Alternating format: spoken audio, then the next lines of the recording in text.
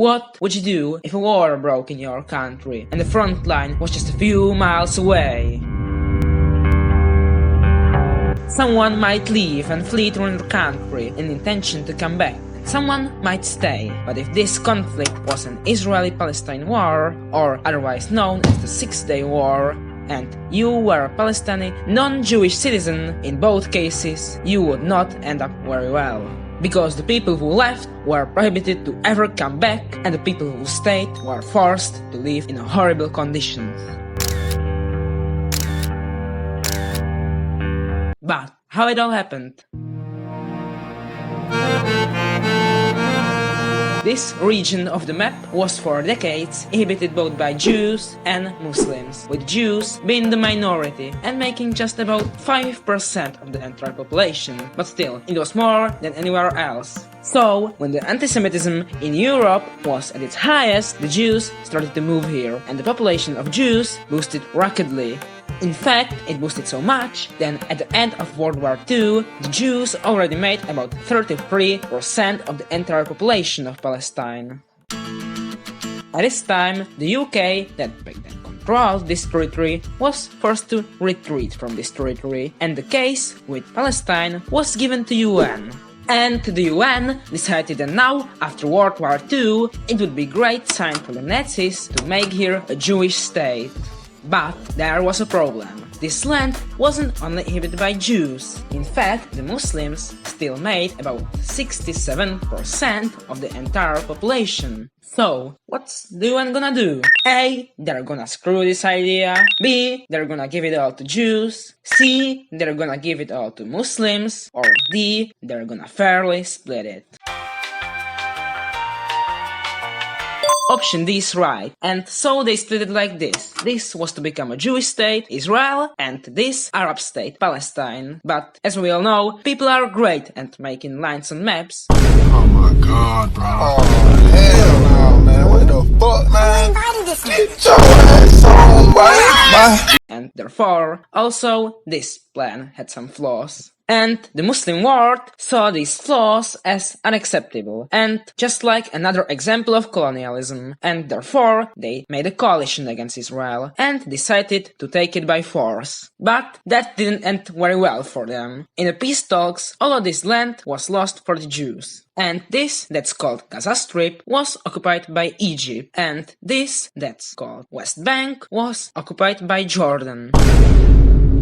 Jordan the state. After this war, someone might think that the tensions just left, but no, they were still present. And in 1967, these tensions climaxed into a war that would be later on called the Six-Day War. This war was joined by Egypt, Jordan, Syria, and of course, Israel. At the start of this war, Israel managed to destroy nearly all of Arab aircraft. And in just 6 days, it seized all of this territory. This land that's called Sinai Peninsula was later on given back to Egypt, but the rest stayed and even now is under control of Israel. And Israel didn't know what to do with it. They could give the West Bank back to Jordan and Gaza Strip back to Egypt, or annex it all, or make their new state. But while they were arguing about what to do with this new territory, the Jews decided for themselves. If you've always felt a deep yearning for Jerusalem, now is a once-in-a-lifetime opportunity not only to stand within its gates, but also to build the home of your dreams there. Oh yes, even though it was in fact illegal to move here, because the government was still arguing about what to do with this region, the Jews started moving there and making these beautiful settlements.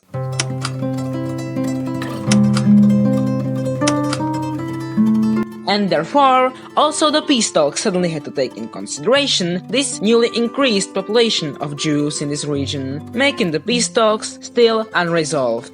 And yes, the government made it illegal to move here, but when some Jewish citizen actually wants to move here, no one is gonna stop him. In fact, the opposite is actually in place. For example, this is the map of Israeli and Palestinian settlements, and this is the map of highways in the West Bank, and you can clearly see how perfectly they are connecting the Israeli settlements.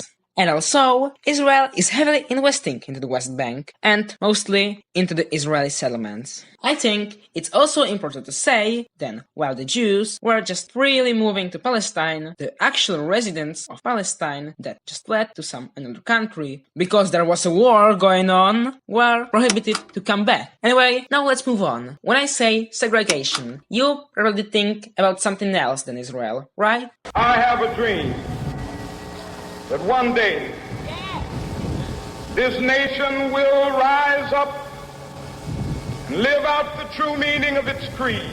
Well, in Israel, it's still present. For example, this is the map of Hebron, a religiously important city for both Jews and Muslims. It's located over here in the West Bank. For decades, the Muslims lived there in peace. However, when the Jews started to settle here, and some even capturing houses that belonged to Muslims by force, you are stealing my house! And if I don't steal it, someone else is gonna steal it. the town was suddenly split between Israeli and Palestinian settlements. But who were even these settlers? As I already said, Hebron is a religiously important city for Jews, and therefore the Jewish settlers are mostly Jewish extremists and fanatics that hate Muslims. Here, get the out of the country. This is Jewish country only. We don't need Muslims here. Even the police here is extremistic, and just because the Palestinians were born under Israeli occupation, they can't even get a proper work. They have to cross checkpoints everywhere, and some have even checkpoints behind their house, and they can't even go on certain streets. For example, this street used to be filled with life, but look at it now. That's horrible, right? And that's not even all. Just look at this video from AJ Plus to see how horrible it is here. Thanks for watching.